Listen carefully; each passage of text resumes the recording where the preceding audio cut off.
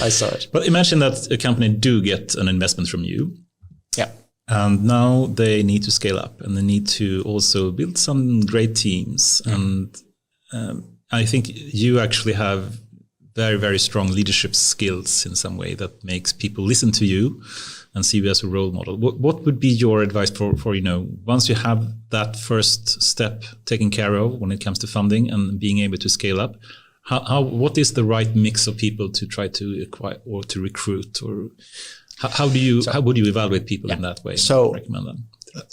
There are three things. I believe very strongly in founder-led, purpose-driven companies.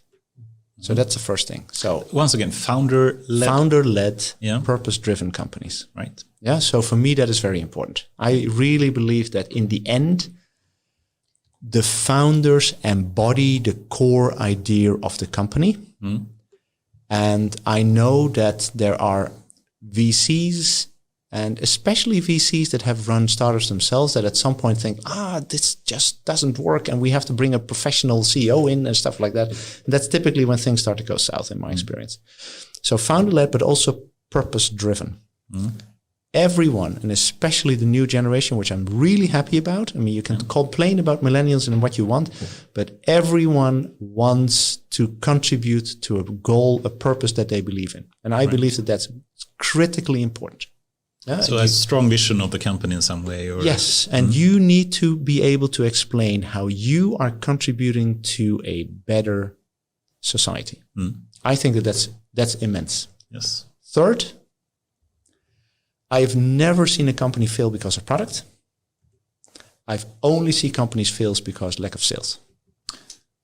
That's an interesting statement. That we have to dig deeper into, I think.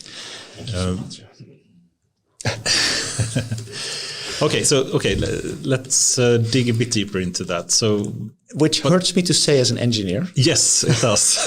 Exactly. I was thinking the same. But okay, I can certainly see so many friends that I have as well that try to build a startup and they have the awesome idea, and I know they're awesome engineers and they certainly fail still. So I certainly agree with you. But what is the solution to that? Is that to upskill people in how to sell their products better? Is it to hire more salespeople? What is how do you come around? How do you avoid having engineers? And in many traditional companies, there is a kind of antagonistic relationship between sales and R&D. Yeah. In a startup, you cannot have that. I mean, that has to be hand in glove. That's one.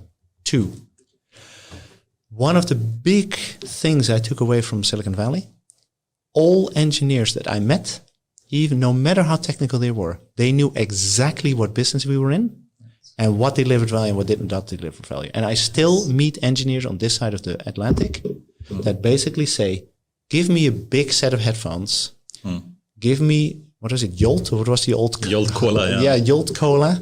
Give me the requirements spec and I'll build it.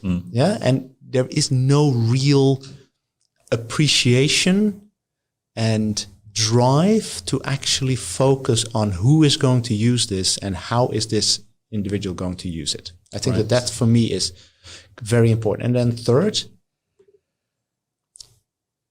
many engineers have the feeling that if I build something good, they will come. Yes. Yeah. Word of mouth or something, right? Exactly. And many companies have a mistaken belief that just by creating noise on social media, people will flock to our doors. And what I've noticed, I mean, I worked with one company where on the one hand, we built up a huge, beautiful pipeline for inbound marketing and sales, et cetera, et cetera. And we had one guy doing the cold calling. Yeah, just doing traditional outbound sales. And then revenues were not quite what we expected. And then we started to look into the revenues. And you know what? The inbound sales channel had generated €0 in revenue. And the single cold calling guy had generated all the revenue for the company. There you go.